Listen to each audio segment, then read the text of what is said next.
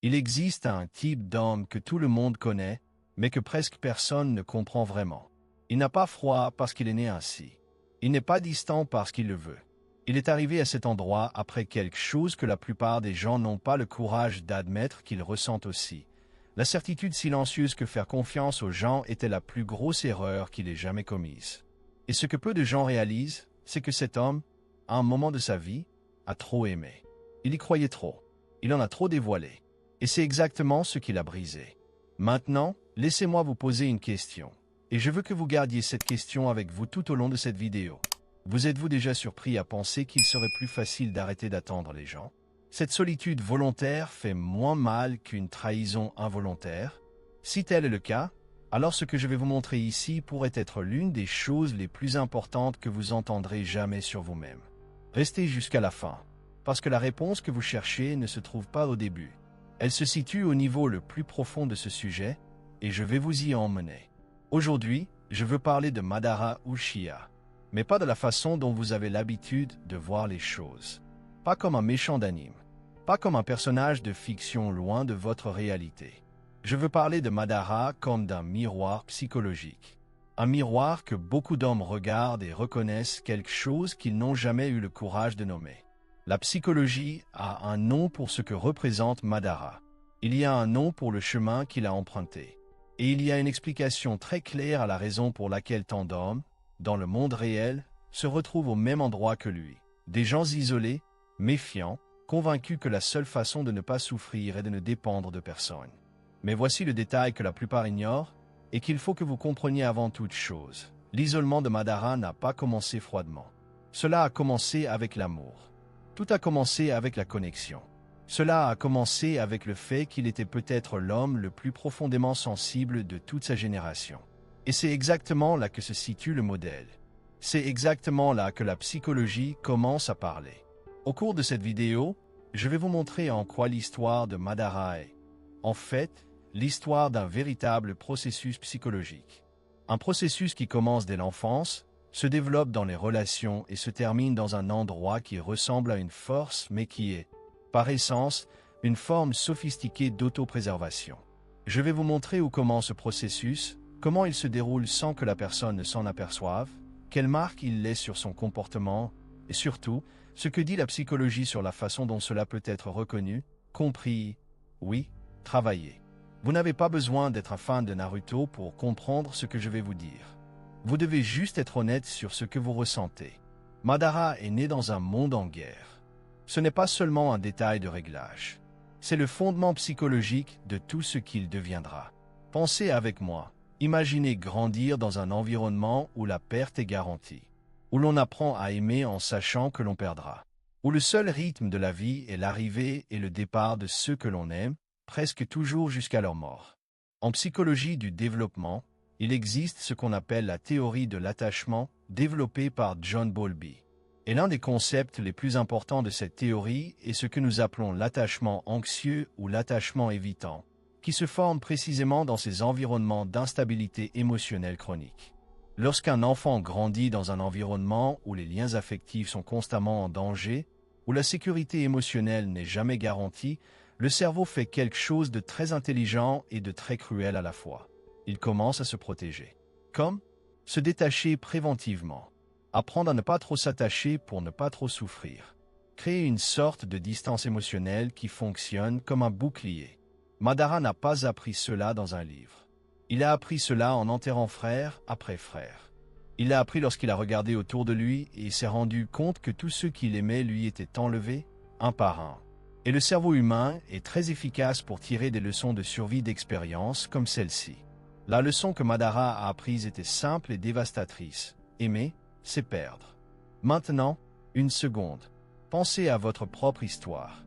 Il n'est pas nécessaire que ce soit la guerre. Cela pourrait être une maison instable, un père absent, une mère qui ne savait pas montrer de l'affection, trahison à l'adolescence, des amitiés qui se sont terminées de nulle part, des relations qui promettaient beaucoup et ne livraient pas grand-chose. Le mécanisme psychologique est le même. L'environnement change. Le processus interne est identique. Et voici l'une des vérités que révèle la psychologie et que la plupart des gens évitent d'affronter de front. L'homme qui aujourd'hui ne croit plus aux relations humaines, dans l'écrasante majorité des cas, y croyait autrefois trop. Et c'est précisément parce qu'il y croyait trop qu'il en est arrivé là. Ce n'est pas une faiblesse. C'est une cicatrice devenue un plastron. Mais il y a quelque chose que j'ai besoin que vous continuiez à suivre, parce que l'histoire de Madara a un twist qui change tout. Et ce tournant a un nom en psychologie. Un nom qui vous fera beaucoup de sens quand j'y arriverai. Avant de devenir le méchant, avant de devenir le symbole du désenchantement absolu, Madara a retrouvé Hashirama. Et c'est dans cette partie de l'histoire que la psychologie devient plus délicate, plus honnête, peut-être plus douloureuse à affronter. Hashirama était l'ami, le frère que la vie a donné après avoir emporté tous les autres. Et Madara, contre toute la logique de survie qu'il avait bâtie jusque-là, a fait une exception. Il a ouvert son cœur. Il a décidé de croire à nouveau. Pourquoi est-ce si important psychologiquement? Parce que ce mouvement, cette création d'une exception pour quelqu'un de spécial, est exactement ce que la psychologie appelle le transfert d'attachement. Lorsqu'une personne qui a développé un style d'attachement évitant rencontre finalement quelqu'un qui semble suffisamment en sécurité, ce qui se passe n'est pas progressif. C'est une ouverture presque totale. C'est comme si les vannes construites après des années de défense cédaient d'un seul coup. Et cela crée une dynamique très spécifique. L'attente de ce lien devient disproportionnée. Pas parce que la personne est immature, mais parce que toute cette capacité d'aimer qui était endiguée et qui n'a pas pu être exercée en toute sécurité pendant des années, a maintenant un destin. Et elle part en un seul morceau. Madara a déposé à Hashirama tout ce qu'il ne pouvait déposer chez aucun des frères qu'il a perdu. Toute la loyauté, toute la vision de l'avenir, tout l'espoir qu'il était possible de construire quelque chose qui durerait. Pour lui, Hashirama n'était pas qu'un ami. C'était la preuve que le monde pouvait être différent. Et là, je dois faire une pause, car c'est justement là que beaucoup de gens se reconnaissent sans s'en rendre compte.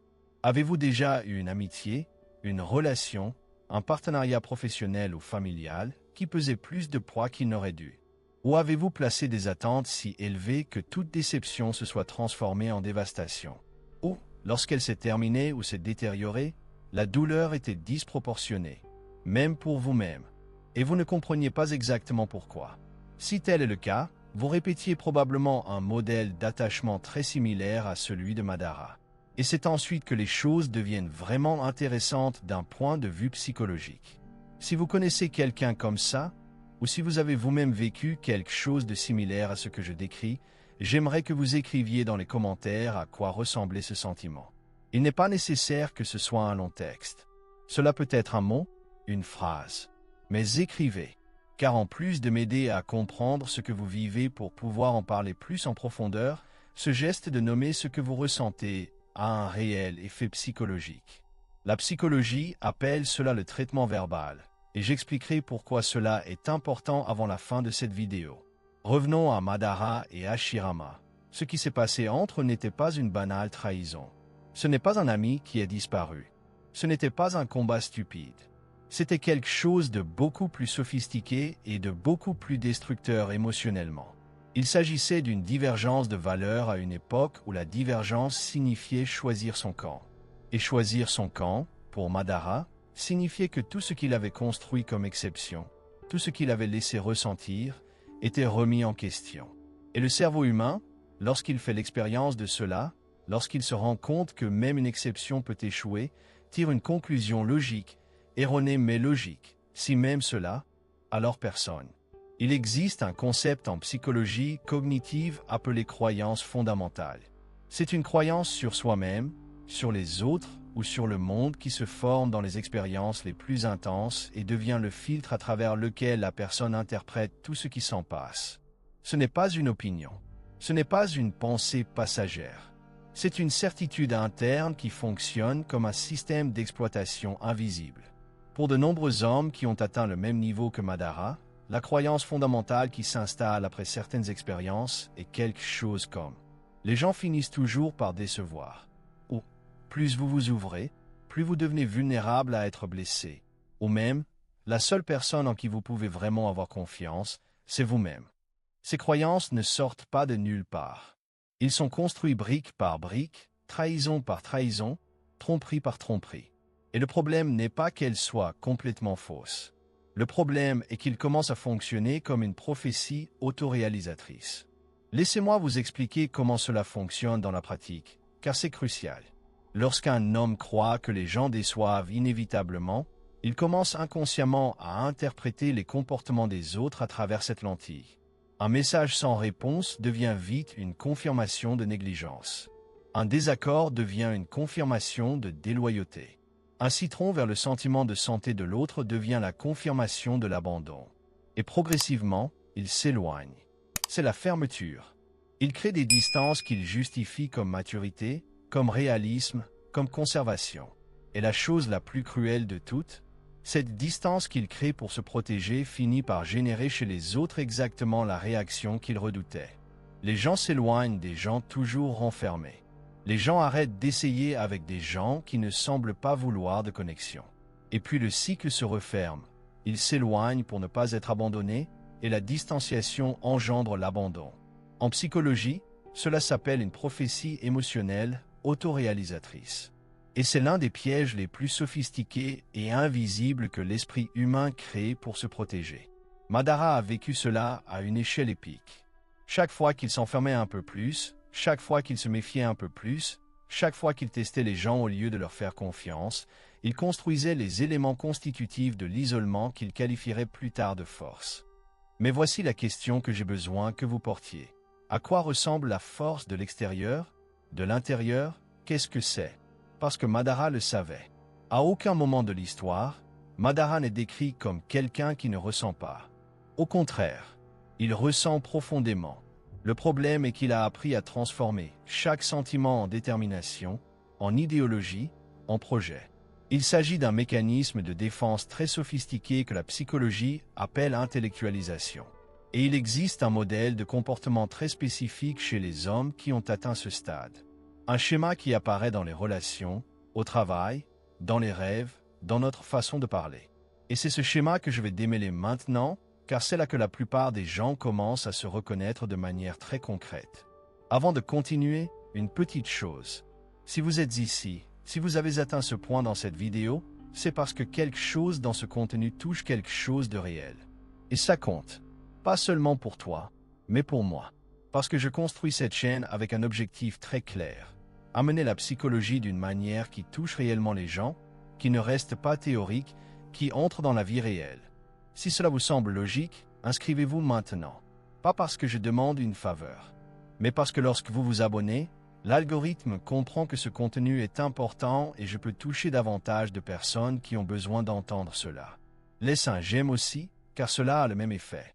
Et maintenant, ce qui vient ensuite est le point le plus profond de cette vidéo. Il y a des marques très spécifiques dans le comportement d'un homme qui a vécu ce que Madara a vécu. Et je veux que vous lisiez attentivement chacune de ces marques, non pas pour juger qui que ce soit, mais pour la reconnaître. Parce que la reconnaissance est toujours la première étape. Le premier modèle est ce que j'appelle l'autosuffisance compulsive. C'est l'homme qui résout tout seul. Pas parce que je ne peux pas demander d'aide, mais parce que demander de l'aide, pour lui, est devenu un risque inacceptable. Demander de l'aide, c'est montrer sa vulnérabilité. Montrer sa vulnérabilité, c'est donner des munitions. Donner des munitions, c'est être blessé. Alors il fait tout seul, porte tout seul, et au bout d'un moment il commence à croire sincèrement qu'il n'a vraiment besoin de personne. C'est un récit qu'il construit lui-même pour transformer la défense en identité. Le deuxième modèle est l'hypervigilance relationnelle. Cet homme analyse les gens avec une précision presque clinique. Il remarque les incohérences avant tout le monde. Il se souvient des choses que les gens ont dites et les compare à ce qu'ils font. Il teste, parfois consciemment, parfois non, pour voir si on peut faire confiance aux gens. Et tout signe d'incohérence, aussi minime soit-il, aussi compréhensible dans son contexte, est enregistré et archivé sous forme de données. En psychologie, cela est directement lié à ce que l'on appelle l'hyperactivation du système de menace. Lorsque le cerveau apprend, lors d'expériences formatrices, que les gens présentent des risques émotionnels, il est littéralement en alerte lors de ces interactions. Le cortex préfrontal, responsable du jugement rationnel, commence à travailler de manière très intense avec l'amygdale, le centre de la peur. Et le résultat est une personne qui semble froide et calculatrice alors qu'en réalité elle est simplement surprotégée. Le troisième modèle est ce que nous pourrions appeler le cynisme comme bouclier philosophique. Cet homme a une vision du monde qu'il qualifierait lui-même de réaliste. Les gens sont motivés par l'intérêt. Les relations ont une date d'expiration. La fidélité est une illusion. Et il peut le défendre avec des arguments intelligents, avec des exemples concrets, avec une logique qui semble solide. Mais ce que la psychologie voit au-delà de cela, ce n'est pas la maturité. C'est une manière très sophistiquée d'anticiper la douleur. Si je m'attends déjà au pire, je ne peux pas être surpris. Madara était un maître dans ce domaine. Toute la philosophie d'Infinite Tsukiyomi, toute l'idée selon laquelle le monde il fallait le contrôler, le réformer, le mettre en ordre, c'était essentiellement une réponse au fait que le monde réel avait été, pour lui, un endroit trop incontrôlable. Un endroit qui lui a enlevé tout ce qu'il aimait sans demander la permission. Le quatrième modèle, et peut-être le plus invisible de tous, est ce que j'appelle la solitude justifiée. Cet homme n'est pas seul car il n'a pas le choix. Vous êtes seul parce que vous avez trouvé un récit qui fait que la solitude semble être un choix judicieux. Je préfère ça comme ça. Je n'ai aucune patience pour la superficialité.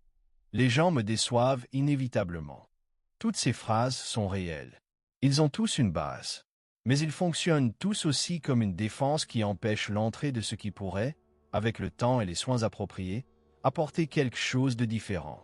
Et ici, je dois vous demander directement, combien de ces schémas reconnaissez-vous chez vous-même ou chez quelqu'un que vous connaissez de près? Il n'est pas nécessaire que ce soit tout le monde. Cela pourrait en être un. Il pourrait s'agir de traces. Mais si quelque chose de tout cela résonne, j'ai besoin que vous continuiez, car ce qui arrive maintenant est ce dont la plupart des vidéos sur ce sujet ne parlent jamais. L'une des choses qui rend Madara si fascinant en tant qu'objet d'analyse psychologique est la dualité qu'il porte. Ce n'est pas seulement un homme fermé. C'est un homme qui démontre, à différents moments du récit, une capacité d'attention dont l'intensité est presque inquiétante. L'amour qu'il porte au clan Uchiha, la douleur qu'il ressent suite à la mort de ses frères, la loyauté presque irrationnelle qu'il entretient toujours, même sous une forme tordue, au souvenir de ce que lui et Hashirama auraient pu être. Cette dualité est bien réelle, et la psychologie a un concept pour cela. C'est ce que le psychologue Carl Jung appelle l'ombre. Pas dans le sens vulgarisé que le mot reçoit parfois, comme si l'ombre n'était que le mauvais côté d'une personne, mais dans le sens où l'ombre est tout ce qui a été refoulé, tout ce qui a été caché, tout ce qui n'a pas pu s'exprimer ouvertement parce que l'environnement n'était pas sécuritaire pour elle. Pour Madara, l'ombre est l'amour qui ne peut plus être exprimé en toute sécurité. C'est le besoin d'appartenance qui est devenu un projet de domination. C'est la douleur de la perte qui est devenue une idéologie de contrôle. Il n'a pas abandonné la capacité de ressentir. Il l'a redirigé vers quelque chose qui semblait invulnérable, un projet plus grand que les gens, une cause plus grande que les liens. Et c'est quelque chose qui apparaît très fréquemment chez les hommes que la psychologie identifie comme ayant développé ce que nous appelons un schéma de déconnexion émotionnelle. L'investissement émotionnel ne disparaît pas. Il est muté. Pour le travail, pour un but, pour une cause, pour tout ce qui ne nécessite pas la vulnérabilité de dépendre de quelqu'un d'autre.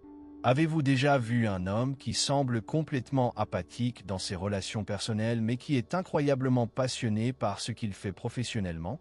Ou qui s'occupe de causes, de projets, d'idées avec une intensité qui n'apparaît jamais dans les relations intimes? Ce n'est pas une coïncidence. C'est le même réservoir émotionnel qui est drainé là où il semble le plus sûr de le drainer. Et ce que nous dit la psychologie de Jung, c'est que cette ombre ne disparaît pas. Cela s'accumule. Elle presse. Et à un moment donné, d'une manière ou d'une autre, elle demande le passage. Parfois dans des accès de colère disproportionnés. Parfois dans des moments de nostalgie intense. Parfois dans les rêves, dans les crises, dans une fatigue qui n'a pas de nom mais que la personne ressent au plus profond de tout. Madara a atteint un point extrême. Mais le mécanisme qui l'a amené là-bas n'est pas exclusif aux méchants des dessins animés. C'est humain, profondément humain, et c'est exactement pourquoi tant de gens le regardent et ressentent quelque chose qu'ils ne peuvent pas vraiment nommer.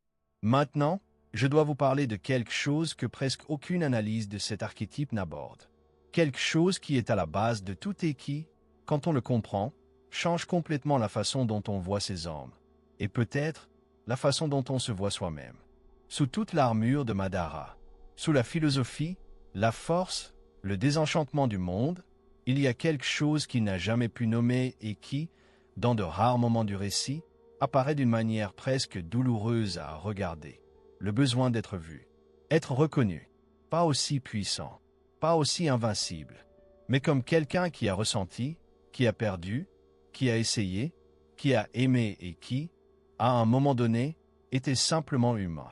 Il existe des recherches du psychologue Harry Harlan, connu sous le nom d'expérience sur le singe et qui ont démontré de manière irréversible que le contact émotionnel n'est pas un besoin secondaire. Ce n'est pas quelque chose qui entre en jeu une fois que les besoins fondamentaux ont été satisfaits. C'est un besoin primordial, aussi fondamental que la sécurité alimentaire et physique. Le cerveau humain, et celui des primates en général, a été littéralement construit pour avoir besoin de connexion. Et que se passe-t-il lorsque ce besoin est chronique sans réponse? Quand apprend-on trop tôt qu'exprimer ce besoin est dangereux? Le cerveau s'adapte. Il apprend à supprimer le signal. Ne pas avoir faim de ce qui ne peut être satisfait. Et la personne commence à croire sincèrement qu'elle n'en a plus besoin. Mais la suppression n'est pas l'élimination. Le signal est là. Silence, mais présent.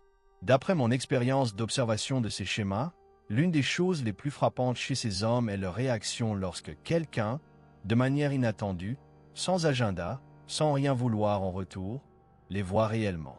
Pas l'armure, pas le personnage qu'ils ont construit. Mais qu'y a-t-il en dessous?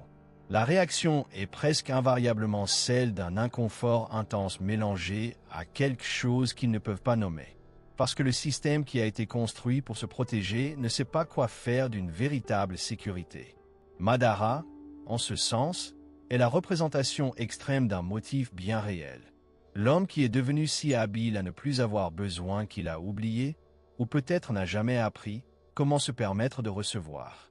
Et voici la partie que j'ai besoin que vous écoutiez très attentivement, car c'est là que la psychologie commence à parler de sortie.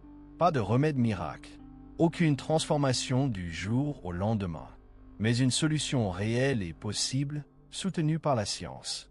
La première étape que la psychologie identifie comme essentielle pour ceux qui suivent ce schéma est de ne pas faire confiance aux gens. Il ne s'agit pas de s'ouvrir. Ce n'est pas être vulnérable. La première étape est à la fois beaucoup plus simple et beaucoup plus difficile. Elle consiste à reconnaître que le modèle existe. C'est pouvoir dire, ne serait-ce que pour soi-même, j'ai appris à me protéger d'une manière qui m'isole aussi.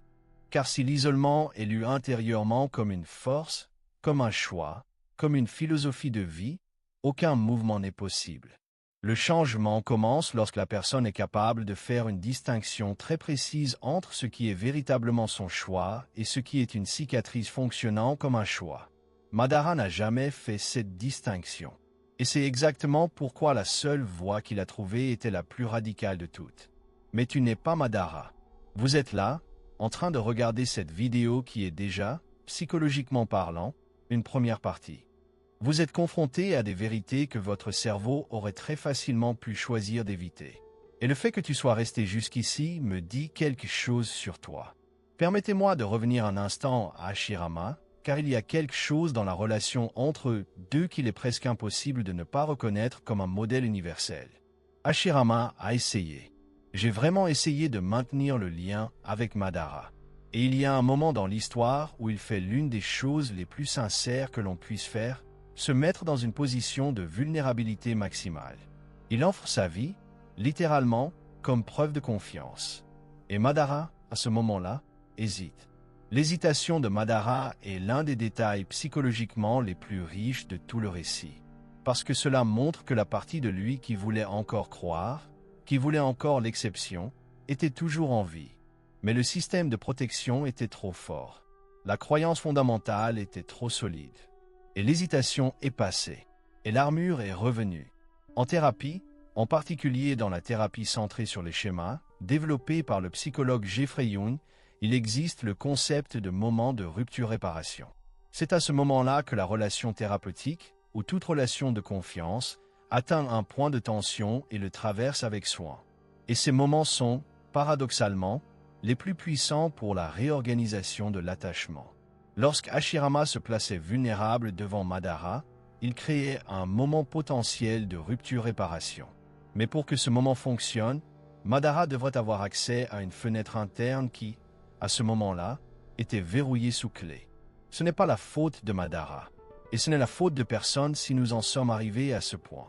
C'est le résultat d'un long processus d'apprentissage émotionnel qui, à un moment donné, nécessiterait un contexte et un support différents pour être réécrit. La psychologie nous dit que l'attachement n'est pas gravé dans le marbre, que le style d'attachement formé dans l'enfance et consolidé dans des expériences formatrices puisse être réorganisé, pas complètement effacé, mais suffisamment réorganisé pour que de nouveaux modèles deviennent possibles.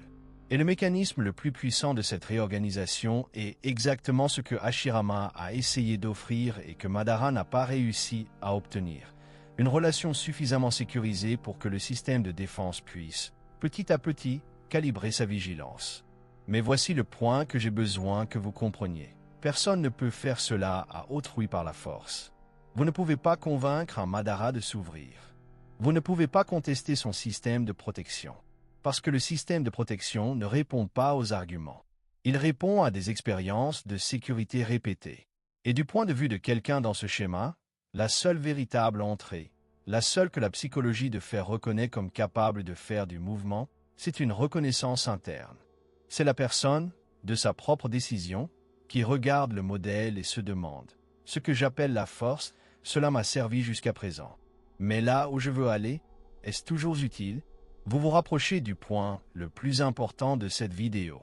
Mais avant de continuer, si vous suivez tout cela et que vous sentez que cela a du sens dans votre vie ou dans celle de quelqu'un que vous connaissez, je veux que vous fassiez une chose maintenant.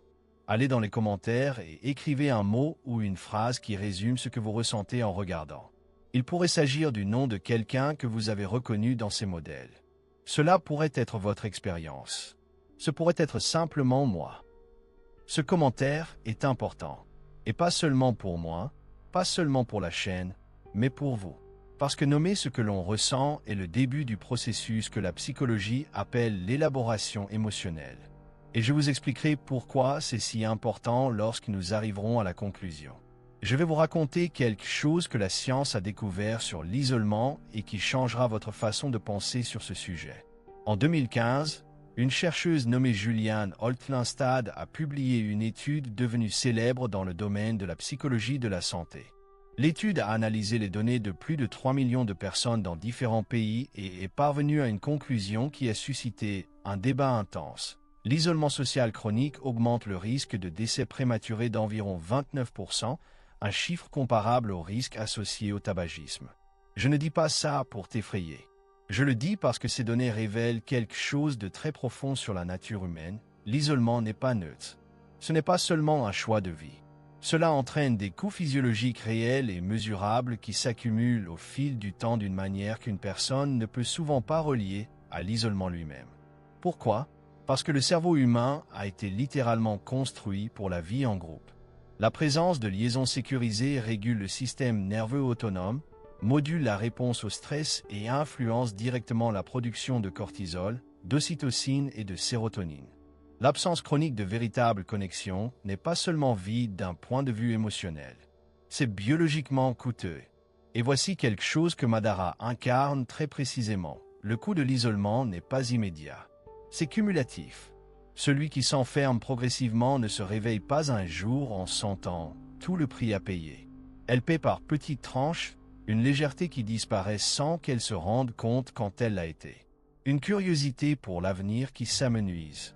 Une capacité à imaginer différentes possibilités qui s'assèchent lentement, comme une rivière en saison sèche. Madara a atteint le point où la seule vision de l'avenir qui avait du sens pour lui était celle qu'il contrôlait complètement. Un monde sans variables humaines imprévisibles. Un rêve éternel où rien ne pouvait plus se perdre. D'un point de vue psychologique, c'est l'expression maximale d'un système qui ne peut plus tolérer l'incertitude des relations réelles. Et je sais que cela semble extrême.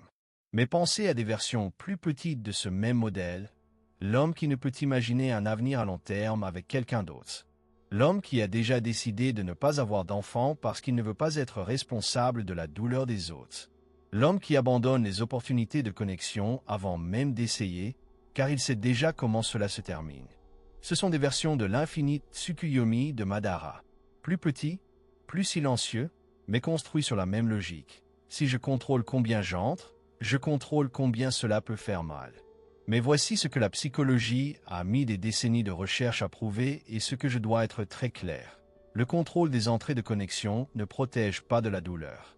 Cela transforme simplement la douleur d'aigu en chronique. Échanger la peur de perdre contre le vide de ne jamais avoir.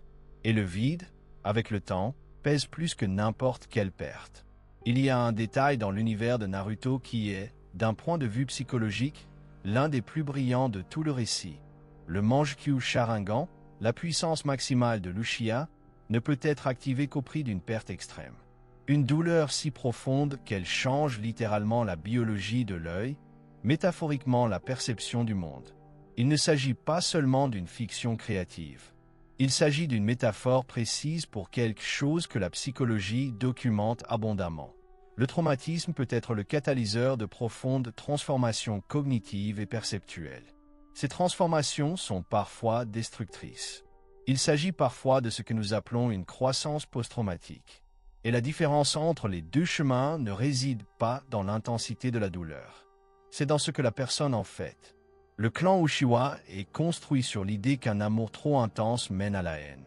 Et psychologiquement, cela a un vrai fondement. Un amour non résolu, un amour qui ne peut être exprimé, un amour qui se transforme en chagrin sans élaboration, sans espace à traiter. Oh, cela peut se transformer en quelque chose qui fonctionne de la même manière que la colère. Avec ressentiment, avec une sorte d'amertume qui n'est pas le contraire de l'amour mais qui en est, paradoxalement, une forme déformée. Quand Madara perd ses frères, quand il perd la possibilité d'un avenir avec Hashirama, quand il perd confiance dans le monde, il ne perd pas la capacité de ressentir. Il perd la capacité de traiter ce qu'il ressent de manière intégrative. Et l'amour qui ne trouve pas de chemin devient un projet. Cela se transforme en idéologie. Cela se transforme en quelque chose qui ressemble à de la force mais qui est, au fond, une douleur cristallisée. Cela vous concerne car cela explique un schéma qui apparaît très fréquemment chez les hommes qui ont atteint ce stade, l'intensité. Ces hommes, lorsqu'ils se permettent de se connecter à quelque chose, que ce soit une cause, un travail, une idée, ils se connectent avec une intensité qui surprend les étrangers. Parce que la capacité de ressentir n'a pas été détruite. Cela a été canalisé. Et plus le canal est étroit, plus la pression est forte. Le problème est que canaliser toute la capacité émotionnelle en un seul point crée une fragilité précisément à ce point. Si cela échoue, si le projet s'effondre, si la cause est remise en question, si le travail est supprimé, la personne se retrouve sans rien. Parce qu'il n'a pas construit d'autres réservoirs. Parce qu'il a appris que plusieurs réservoirs sont dangereux.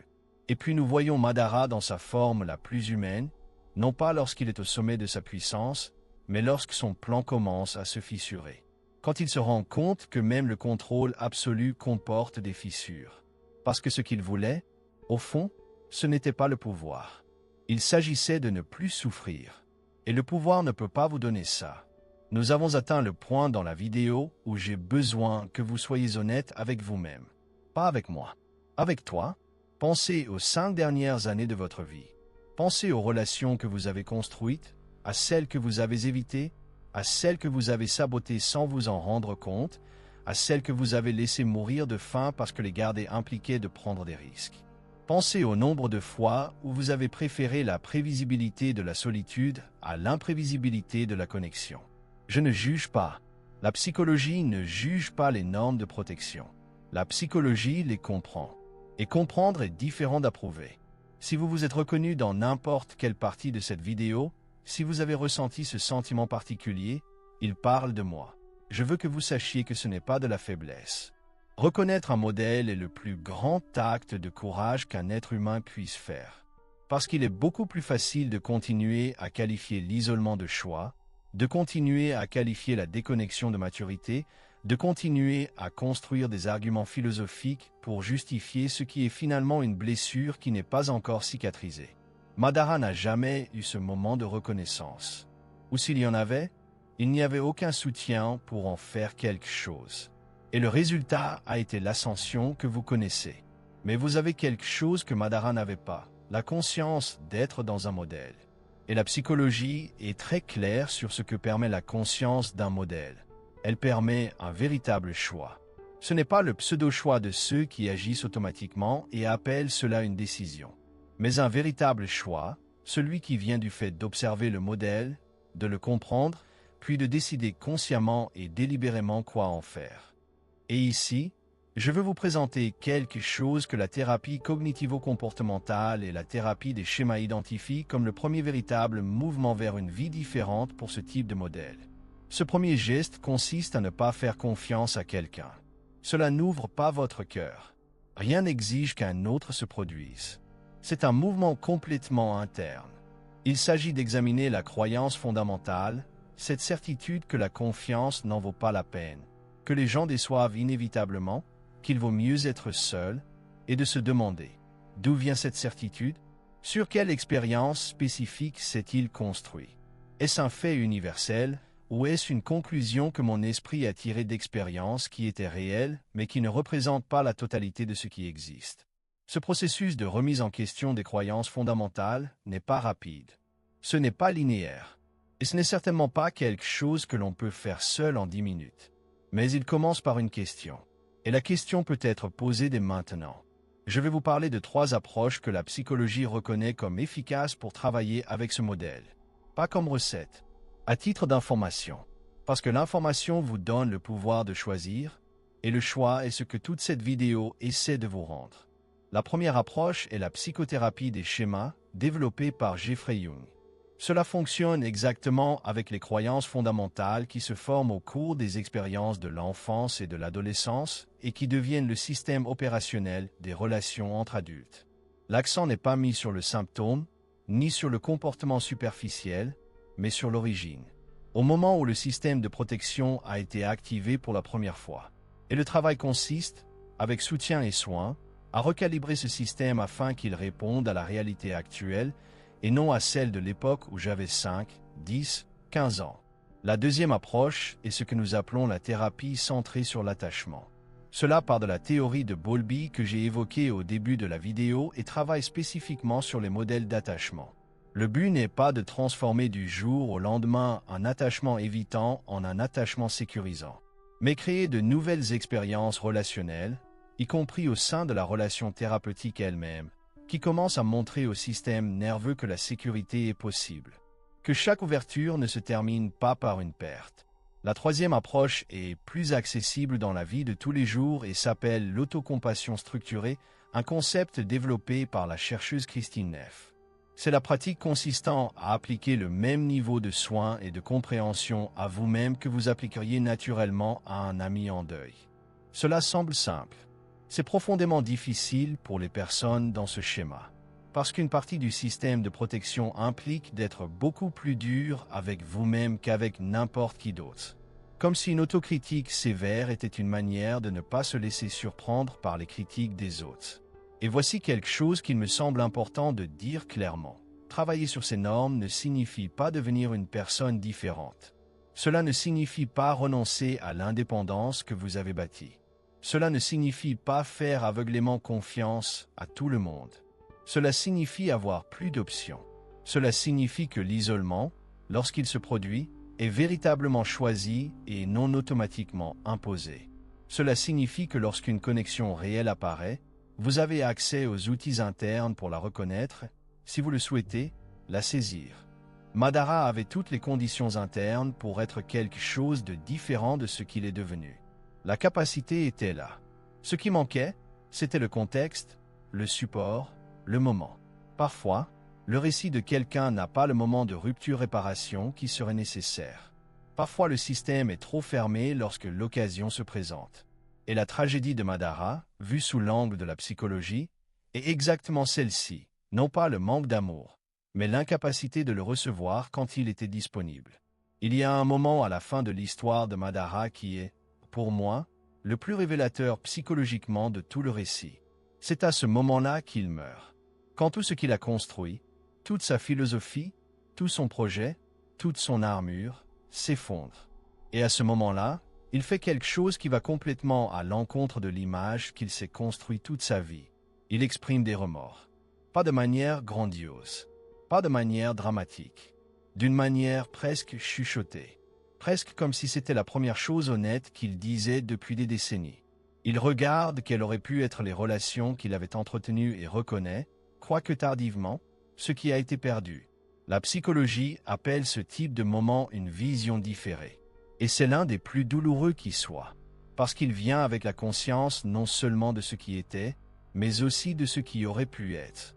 Mais voici ce que je veux que vous reteniez de ce moment. Vous regardez cette vidéo en ce moment. Vous n'êtes pas à la fin de l'histoire.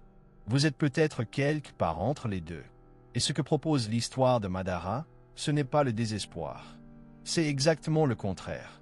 C'est un miroir qui montre, à une échelle épique, le coût de certaines normes poussées à l'extrême. Et le miroir existe pour voir ce qui est difficile à voir seul. Si vous avez reconnu quelque chose de vous-même ici, vous n'avez pas besoin de le résoudre aujourd'hui. Vous n'avez pas besoin de prendre de décisions drastiques. Mais peut-être vaut-il la peine de poser une question simple avant de me coucher ce soir. Qu'est-ce que j'évite en maintenant ce schéma? Et qu'est-ce que je gagnerais s'il pouvait être juste un peu plus flexible? Ces questions n'ont pas de réponse rapide. Mais ce sont les bonnes questions. Et parfois, poser la bonne question est plus important que n'importe quelle réponse. Avant d'arriver à la conclusion, je dois vous dire quelque chose sur les commentaires de cette vidéo. Je sais que pour beaucoup de personnes qui sont arrivées jusqu'ici, commenter est un acte inconfortable. Surtout si vous vous reconnaissez dans les schémas que j'ai décrits. Car commenter, dans une certaine mesure, un acte de visibilité. Et la visibilité, pour ceux qui ont passé leur vie à se protéger, peut activer exactement le système de défense dont nous parlions. Mais voici ce que la psychologie du langage nous dit sur l'écriture de ce que l'on ressent. Lorsque vous mettez des mots sur une expérience interne, surtout si elle a été mise en bouteille, quelque chose de neurologique se produit. Le cortex préfrontal, la partie rationnelle de votre cerveau, a accès à quelque chose qui était uniquement traité par l'amygdale, par le système émotionnel. Et cela crée littéralement un effet régulateur.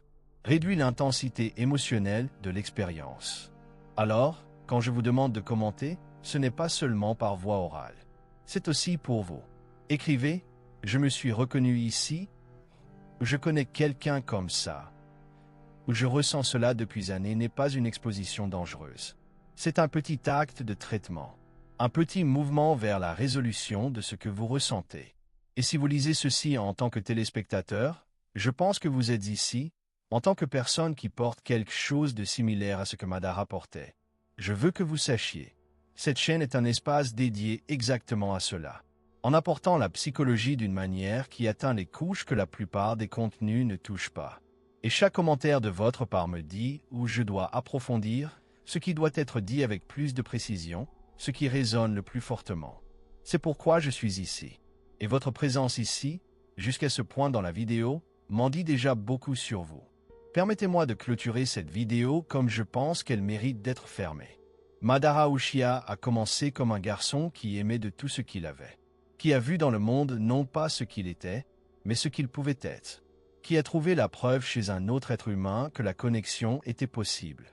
Et que, grâce à un processus long, douloureux et largement invisible, il est arrivé à un endroit où ses croyances originelles étaient complètement enterrées. La psychologie ne lit pas cette histoire comme l'histoire d'un méchant. Cela se lit comme l'histoire d'un être humain qui, dans des conditions différentes, avec un soutien différent, à des moments différents, aurait pu atteindre des endroits très différents. Parce que la matière première, la capacité de ressentir, de se connecter, de créer, tout était là. Et cela n'a jamais disparu. Ce que son histoire nous enseigne, ce n'est pas que certains hommes sont irréductibles ou que certains schémas sont permanents, ou que la déconnexion est un destin inévitable pour ceux qui ont trop souffert. Ce que cela enseigne, c'est le coup lorsque ces normes ne sont jamais confrontées. Ils ne sont jamais nommés. On ne leur pose jamais la bonne question. Et la bonne question, d'après mon expérience, est rarement « Comment puis-je m'ouvrir davantage ?» La bonne question est presque toujours « Qu'est-ce que j'ai peur qu'il se passe si je m'ouvre ?» Parce que la réponse à cette question est là où commence le véritable travail. Pas à la surface du comportement, mais à la racine de la croyance. Dans l'histoire originale, au moment précis, ou à la séquence de moments, où le cerveau a appris que la connexion coûte plus cher qu'elle n'offre. Ce moment peut être revisité. Ne pouvant être défait, le passé est immuable, mais à recontextualiser, afin que l'apprentissage là-bas puisse être mis à jour avec la perspective ici. Vous n'êtes pas obligé de cesser d'être qui vous êtes pour y accéder. Vous n'avez besoin de renoncer à aucune des qualités que vous avez développées.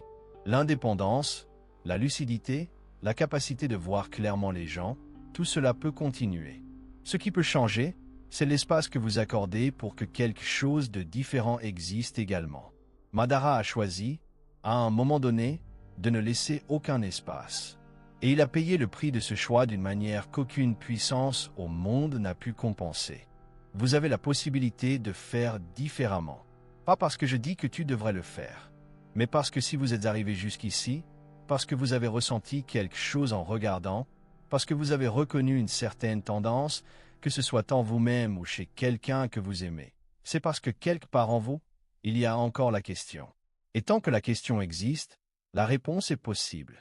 Si cette vidéo a atteint un niveau auquel vous ne vous attendiez pas, si vous êtes parti d'ici avec une question que vous n'aviez pas posée auparavant, avec une perspective différente sur quelqu'un ou sur vous-même, alors elle a fait ce à quoi je m'attendais. Je dois te demander 2 choses avant de partir. La première, allez dans les commentaires maintenant. Écrivez ce que vous ressentez. C'est peut-être court.